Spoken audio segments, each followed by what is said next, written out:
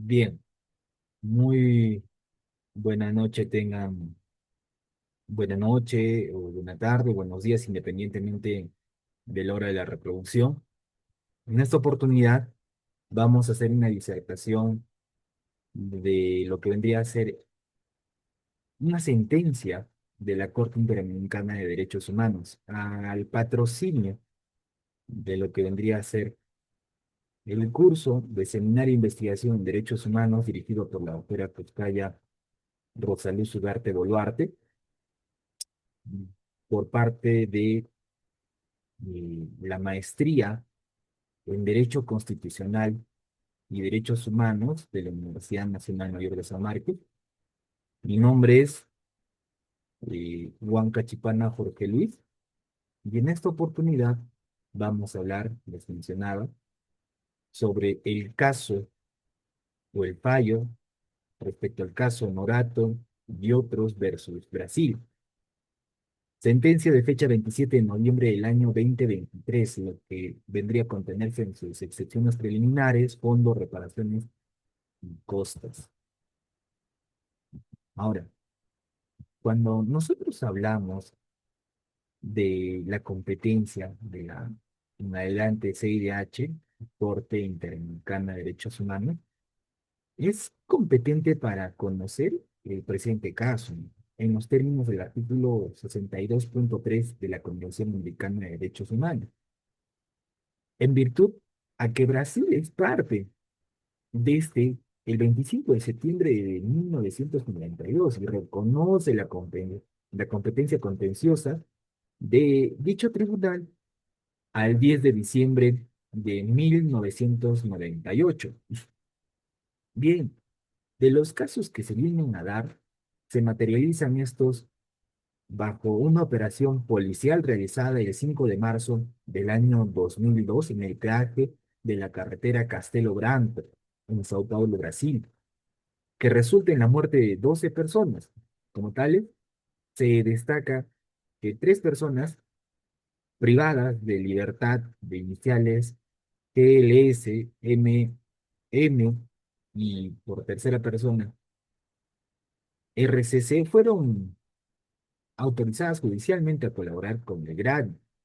Estos informaron a un grupo de 12 personas, o sobre un grupo de 12 personas, la llegada de un avión con 28 millones de reales y los convocaron a organizar un supuesto robo proporcionándoles armas.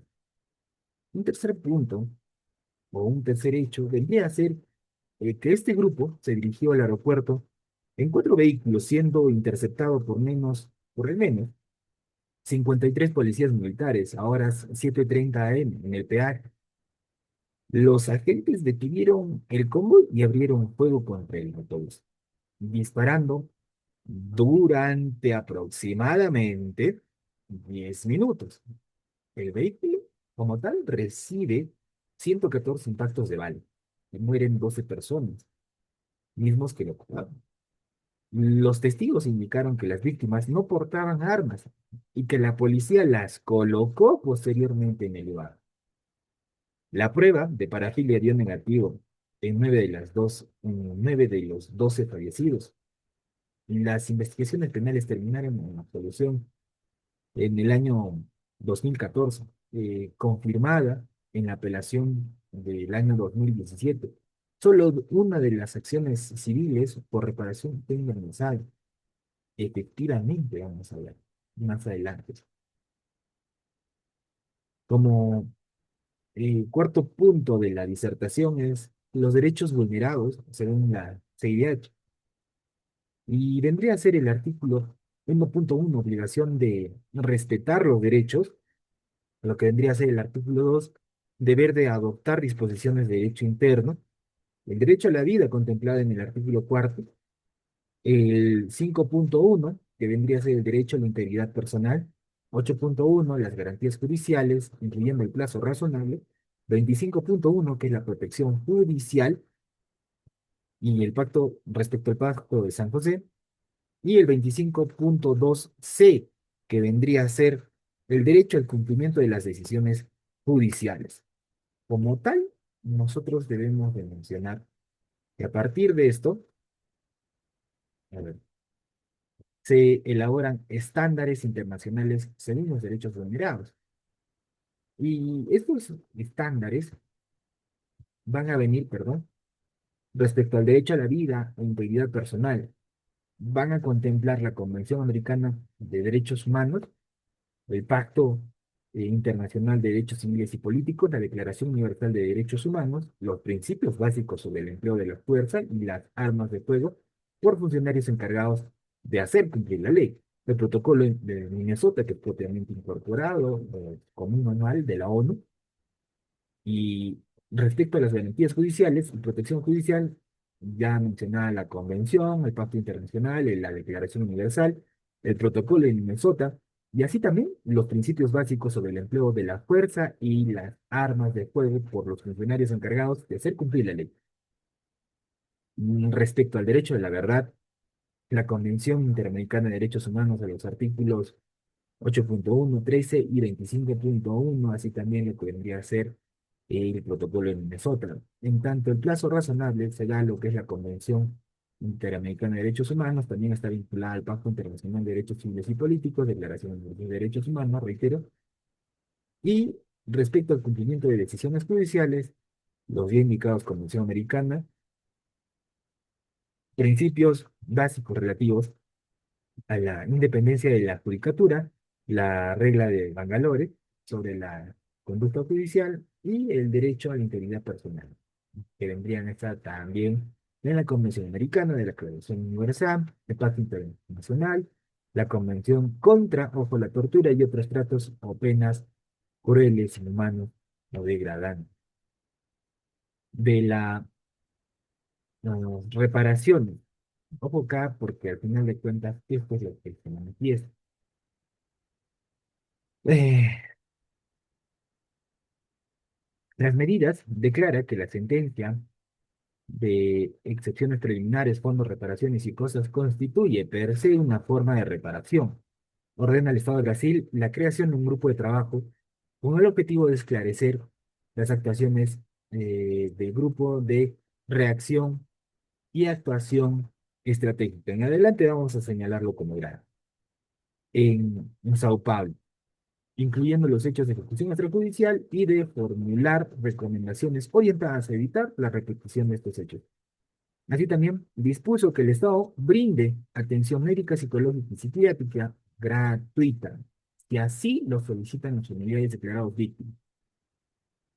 Ordena la publicación de la sentencia en el Diario Oficial de la Unión y del Estado de Sao Paulo, así también como en el periodo de mayor circulación nacional, páginas oficiales del gobierno y de las redes sociales institucionales. Dispone la realización de un acto público de reconocimiento de responsabilidad internacional con participación de las víctimas y sus representantes, así como altos funcionarios del gobierno federal y estatal. Estableció que el Estado deberá implementar dispositivos de geolocalización y de sistemas de registro de movimientos en vehículos y agentes policiales en el estado de Sao Paulo. Mandó que el Estado garantice el envío sistémico de registros de operaciones policiales que resulten en muertes o lesiones graves, incluyendo las grabaciones como tal de estas cámaras corporales y de geolocalización.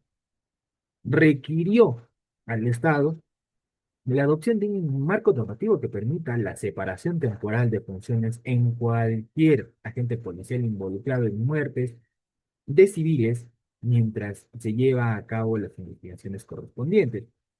Ordenó la creación de un mecanismo legal para permitir la reapertura de investigaciones y procesos judiciales, incluso en casos prescritos. Ojo acá, cuando se establezca la responsabilidad internacional por falta de debida diligencia en las investigaciones de violaciones a derechos humanos. Dispuso la eliminación de la competencia de la Policía Militar para investigar delitos cometidos contra civiles, asignando dicha función a órganos independientes. Requirió al Estado garantizar recursos suficientes al Ministerio Público de Sao Paulo para que pueda investigar eficazmente las muertes de civiles causadas por agentes policiales. condenó al Estado al pago de la indemnización por daño material e inmaterial a 8 familiares de las víctimas directas por un monto de $20.000 para cada uno. Ordenó así también el pago de $80.000 por daño inmaterial en favor de cada una de las 12 víctimas directas de ejecución extrajudicial, suma que deberá ser entregada a sus respectivos derechohabientes. Y así también el Estado deberá pagar $12.000 por concepto de costas y gastos a la defensa pública del Estado de Sao Paulo. Asimismo, debe de reintegrar al Fondo de Asistencia Legal de Víctimas de la Corte la suma de $7.006.58. Y finalmente, el Estado deberá presentar un informe a la Corte Interamericana en un plazo de un año detallando las medidas adoptadas para el cumplimiento de la sentencia.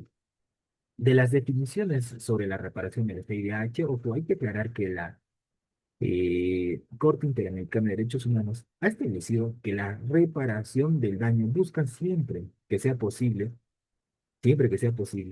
la plena restitución, el famoso restituyo integrum, que es decir, en cuanto esto no es factible, como ocurre en la mayoría de casos de la violación de derechos humanos, el tribunal ordena las medidas para garantizar los derechos vulnerados y reparar las consecuencias que dichas infracciones lo produjeron. Estas medidas, además de las compensaciones pecuniarias que pueden incluir acciones de restitución, rehabilitación, satisfacción y garantías de no repetición, las cuales tienen especial relevancia por los daños ocasionados.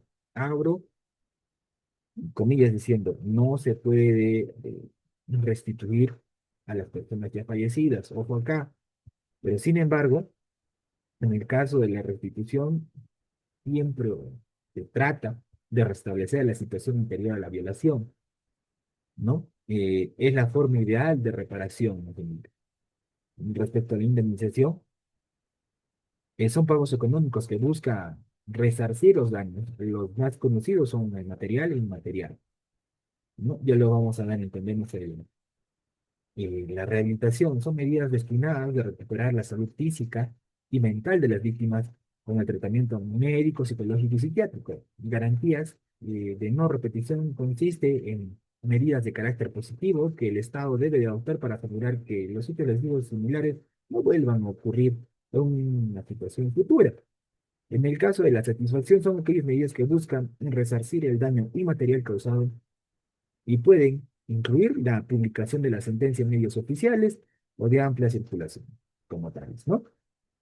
Bien, en el presente caso, taxativamente, la restitución no se ordena, dado que las víctimas han fallecido o fueron ejecutadas. La indemnización, ya como lo mencionaba, ¿no? En el anterior párrafo, reitero, la indemnización se da por daño material, inmaterial y complementario. En el primer caso, al pago de $20.000 a cada uno de los familiares específicos por concepto de daño material. Inmaterial al monto de $80.000 a favor de cada una de las 12 víctimas directas de ejecución extrajudicial a ser entregado a sus derechohabientes. La complementaria por el monto de 12.000 por costas y gastos de la Defensa Pública del Estado de Sao Paulo, y así también el reintegro al Fondo de Asistencia Legal de las víctimas de la CIDH por un total de $7.006.58. La rehabilitación, este es más, brindar el tratamiento médico, psicológico y psiquiátrico, ya lo habíamos mencionado. Las garantías de no repetición, la sentencia per se es una forma de reparación, pero esta se va a venir a darse de forma pública en los diarios oficiales, tanto de la Nación como de Sao Paulo, en un medio de comunicación nacional, así como en los sitios web y redes sociales del Estado, de instituciones del Estado. La satisfacción se divide en 7 puntos que paso a indicar que uno es la creación del GRAVI y prevenir hechos similares con este grupo de trabajo. Implementar los dispositivos de geolocalización y sistemas de registro de movimiento en vehículos y agentes policiales en Sao Paulo. Tres, garantizar el envío de registros de operaciones policiales, tanto cámaras corporales, que son derivadas a los objetivos policiales, y geolocalización. a órganos de control interno también como externo. Cuarto, es establecer el marco normativo para la separación temporal de agentes policiales involucrados en muerte hasta evaluación de corregidora. Y como punto 5 es crear un mecanismo de reapertura de investigaciones de un proceso, aun si es que operara la prescripción, ¿no? El punto 6 es suprimir la competencia de la policía militar para investigar delitos cometidos contra civiles. Y por último, es garantizar los recursos económicos del Ministerio Público para garantizar las investigaciones en caso de muertes causadas por los policías. Como puntos resolutivos, ojo acá, la Corte decide por unanimidad desestimar la excepción preliminar relativa a la falta de agotamiento de recursos internos de conformidad con los párrafos 20 al 25 de la presente sentencia.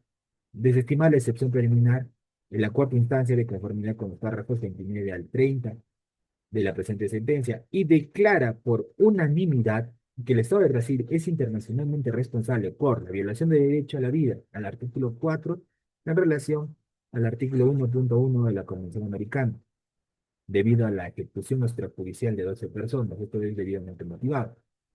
La La siguiente cuestión es la violación de los derechos a las garantías judiciales y a la protección judicial, a los artículos 8.1 y 25.1 en relación a los artículos también 1.1 y 2 por falta de la investigación y sanción de los hechos en perjuicio de los familiares y de las víctimas.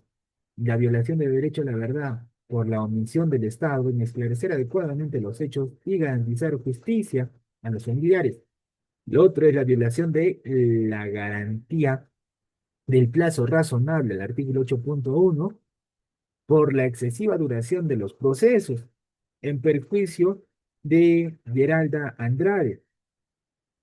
La violación del derecho al cumplimiento de al cumplimiento de decisiones judiciales, esto al artículo 25.2, inciso número C, en perjuicio de cuatro familiares por falta de ejecución de sentencias civiles favorables. Y por último, a la violación del derecho a la integridad personal al artículo 5.1 por el sufrimiento generado a los familiares ante la impunidad y la falta de verdad y justicia. ¿No? Cuán importante va a ser esto en adelante. Por lo tanto, la PIDH, a través de su corte, por unanimidad, que el Estado de Brasil debe reconocer que la sentencia constituye una forma de reparación en sí misma. Dos, crear un grupo de trabajo, adelante conocido como era y les mencionaba, y emitir recomendaciones de no repetición.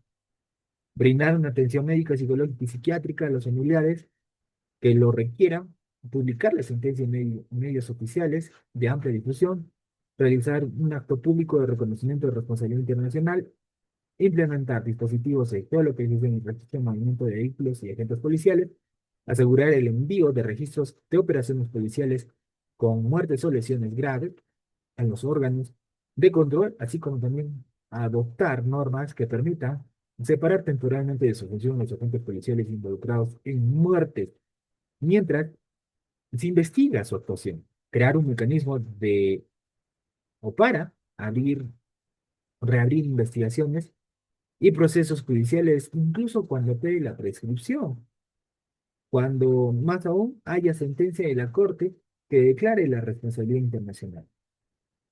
Suprimir la competencia de la Policía Militar para investigar delitos contra civiles, garantizar recursos suficientes al Ministerio Público de Sao Paulo para investigar muertes causadas por policía, reintegrar el Fondo de Asistencia Legal y reparar o presentar, perdón, un informe a la Corte en el plazo de un año sobre las medidas adoptadas. La Corte en adelante supervisa el cumplimiento de la sentencia hasta que el Estado brasileño haya cumplido totalmente con lo después. Cuán importante es entonces la supervisión. Ah, caramba,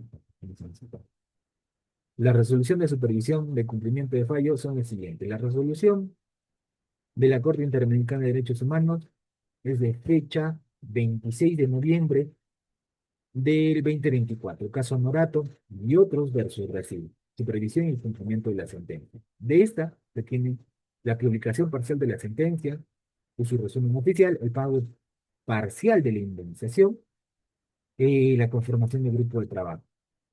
Como tal, la publicación y difusión de la sentencia y su resumen oficial se ha dado en un punto resolutivo 11º y párrafo 168 del fallo. El Estado ha cumplido parcialmente con las publicaciones ordenadas, presentando aún eh, en las páginas web del Tribunal de Justicia y de la sentencia de seguridad pública del Estado de Sao Paulo, así como varias publicaciones en redes sociales oficiales de dichas instituciones. Así también se da el pago de las indemnizaciones por daños materiales y inmateriales al punto resolutivo 19º del fallo. Brasil ha cumplido parcialmente con esta medida, efectuando pagos a 5 de las 8 víctimas listadas en el párrafo 206 y a una de las 12 mencionadas en el párrafo 207, quedando pendiente el pago de 14 víctimas más. Estas medidas han sido reconocidas como parcialmente cumplidas por la Corte en los considerados 9 y 10 de la mencionada resolución. Las medidas de reparación de cumplimiento total es brindar el tratamiento médico, psicológico y psiquiátrico, realizar el acto público de reconocimiento de responsabilidad internacional, el adoptar medidas para garantizar la implementación de dispositivos de geolocalización y registro de movimientos tanto a vehículos como a policías, garantizar el envío de registros de operaciones policiales con muertes o lesiones graves a los órganos de control, establecer un marco normativo que permita separar temporalmente a policías involucrados en muertes durante sus operaciones, crear un mecanismo que permita reabrir investigaciones en casos de violaciones de derechos humanos, incluso aquellos prescritos, suprimir la competencia de la policía militar para investigar delitos contra civiles, y otro vendría a ser garantizar los recursos del Ministerio Público, ¿no? Del Estado de Sao Paulo para investigar muertes causadas por policías, pagar el reintero de costas y gastos, reiterar al Fondo de Asistencia Legal de Víctimas de la Corte Interamericana la cantidad erogada durante la tramitación del caso. Y se indica, por último, que estas medidas están en evaluación y serán valoradas en una resolución posterior, según lo establecido en los considerados 1 y 3 de la resolución. Tipos de votos según el fallo. A ver, hay que ser claros y concisos en esta parte, que se ha tenido en el presente caso un voto unánime, y es cuando todos están de acuerdo. El voto dividente es cuando se tiene un voto decisivo, y en este caso viene a ser por parte del presidente de la Corte. No, esto para resolver la disputa.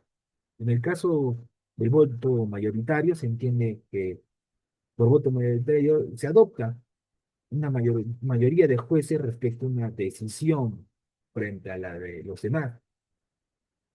Eh, y en el caso del voto razonado, hay que aclarar que es concurrente y disidente. Cuando opera lo uno y lo otro, en el primer caso, cuando un juez está de acuerdo con el fallo, pero por fundamentos distintos o complementarios. Disidente cuando el juez no está de acuerdo con el fallo y expresa su desacuerdo.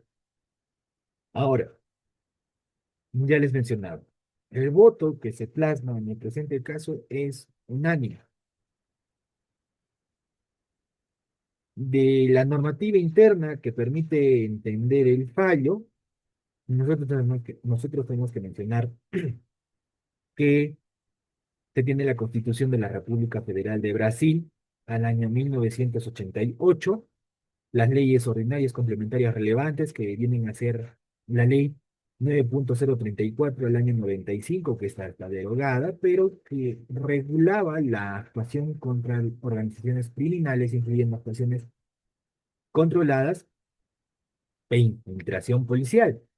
La 9.299 al año 1996, al año que le sigue, reafirma que los delitos dolosos contra la vida cometidos por militares contra civiles deben ser ejecutados por la justicia ordinaria.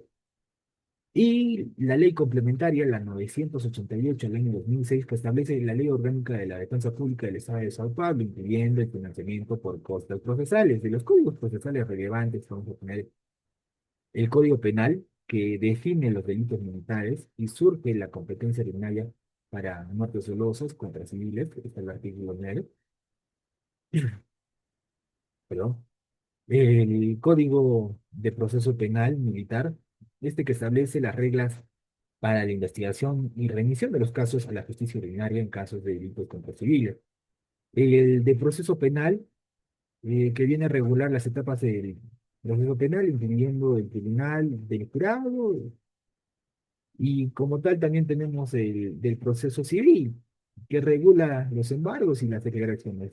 Las normas administrativas y resoluciones, un poco esta para sintetizar, vamos a tener la SSP 42 del año 2000 que crea el grupo GRADI, del decreto número 3.665 al año 2000 que modifica el decreto número 9.433 al año 2018 que regulaba o que regula el uso de armas y su exclusividad por parte de las Fuerzas Armadas, así también lo que viene a ser la resolución 20 al año 2007 que regula el control externo de la policía y la investigación de muertes por intervención policial. Lo que vendría a ser el manual de la MPF y la norma técnica número 16 al año 2022, que establece directrices para reducir la letalidad policial y aplicar el protocolo de Minnesota, muy importante. Eh, Así también tenemos a Portuaria y la norma M3001 que regula la salud mental y la separación funcional de policías bajo investigación, la regulación, perdón, la resolución número 253 al año 2018 y la 386 al año eh, 2021, que establecen políticas de atención a víctimas en el sistema de justicia, la resolución SSP 161 que promueve la transparencia de datos de seguridad pública y otros como lo que vendría a ser el sistema SINESTA, que centraliza la información sobre la seguridad, cárceles y drogas en todo el país. Respecto a las oficinas encargadas para el cumplimiento del fallo, vamos a tener el gobierno federal, el gobierno del estado de Sao Paulo, instituciones de salud pública, eh, el diario oficial o diarios oficiales, la Secretaría de Seguridad Pública del estado de Sao Paulo, el Ministerio Público, el Poder Legislativo y otros órganos de control interno. Como tal, disgregando, vamos a tener lo que es el Sistema Único de Salud, el Centro de Referencia de Apoyo de Víctimas, la Comisión de Migración de Riesgos, el sistema de compliance, el mecanismo o mecanismo reforzado de supervisión y disciplina, el sistema de salud mental de la Policía Militar, la Política Nacional de Salud Pública de Defensa Social, el Sistema Único de Seguridad Pública, la Secretaría Nacional de Seguridad Pública, el programa Olfo Vivo, el sistema de supervisión de normalización operativa en los servicios policiales militares, el manual de fundamentos de policía ostensiva y preservación del orden público, el manual de derechos humanos y ciudadanía, la Comisión de Monitoreo y Letalidad de la Policía, que esta se va a venir a darse por una reinstalación, el famoso Ombudsman de la Policía, el Consejo Nacional del Ministerio Público, la resolución número 20, que es sobre el reglamento de control externo de la actividad policial, la resolución número 129, que establece las reglas mínimas de la actuación del Ministerio Público, control externo y investigación para la investigación de muertes en investigación policial, perdón. Así también, el manual de actuación para miembros del Ministerio Público, en delitos violentos letales internacionales. El Grupo Nacional de Efectivización de Control Externo de la Actividad Policial, la norma técnica número 16 del año 22 que establece directrices para reducir la letalidad policial, ya lo habíamos mencionado, el Sistema Nacional de Información de Seguridad Pública, Cárceles y Drogas, el Programa de Monitoreo y Apoyo a la Policía Militar, centros especializados para la atención a las víctimas y, por lo tanto, nos lleva a hablar del Fondo de Asistencia de Víctimas, que es, en el presente caso, el Fondo de Asistencia para las Víctimas, es el Fondo de Asistencia Legal de Víctimas de la Corte Interamericana de Derechos Humanos. Definición. Esta es un mecanismo creado allá por el año 2008 por la Asamblea General de la Organización de Estados Americanos. Su objetivo es facilitar el acceso al sistema interamericano de derechos humanos a aquellas personas que no disponen de recursos económicos necesarios para presentar sus casos ante el sistema. Y a la pregunta, ¿se utilizó, se aplicó este fondo? La respuesta es que sí. Se aplica el Fondo de Asistencia Legal por los motivos siguientes. Resalto 3. Los representantes de las presuntas víctimas solicitaron acogerse a dicho fondo en su escrito de solicitudes y argumentos en el inicio de la causa, ¿no? La Secretaría del Tribunal informó que las solicitudes resultan procedentes en fecha 22 de junio del año 2022, tras un informe de Secretaría de la Corte sobre las erogaciones realizadas. Se tiene un monto de 7.006.58 dólares y considerando las violaciones declaradas en la sentencia y el cumplimiento de los requisitos para acogerse al fondo, la Corte ordena al Estado el reintegro de esta cantidad a dicho fondo. Ya para concluir, no se encuentra una información específica en el informe anual 2024 de la Asamblea General de la OEA sobre el grado de cumplimiento del fallo Norato y otros versus Brasil. Sin embargo, el informe anual ofrece datos agregados por el país para el caso de Brasil, que tenía un 7%, ¿no?, de cumplimiento total, un 15% sustancial, un 43% parcial y un 33% pendiente. Esto en el 2024, sin especificar casos concretos. Ojo ahí. Y respecto al año anterior, 2023, se tiene que Brasil tenía un 4% de cumplimiento total. Y respecto a un 15% sustancial parcial, un 39% parcial y 42% pendiente. No quiero terminar sin antes mencionar que los derechos humanos en realidad son internacionales. Su reconocimiento muchas veces es una limitante, su suscripción con inicio, pero tengamos en cuenta algo. No podemos escapar de su reconocimiento, no podemos escapar del avance que esto ha generado, y así también eh, la responsabilidad que conlleva el aparato público y sus funcionarios. Si bien es cierto, estos no pagan directamente estas cantidades, ya estos montos que se obliga al Estado, pero son agentes que generan estos gastos que muchas veces se podrían evitar. De mi parte, he concluido con la presente disertación. Espero que haya sido de su agrado. Me despido yo y mencionarles hasta otra oportunidad. Muchísimas gracias.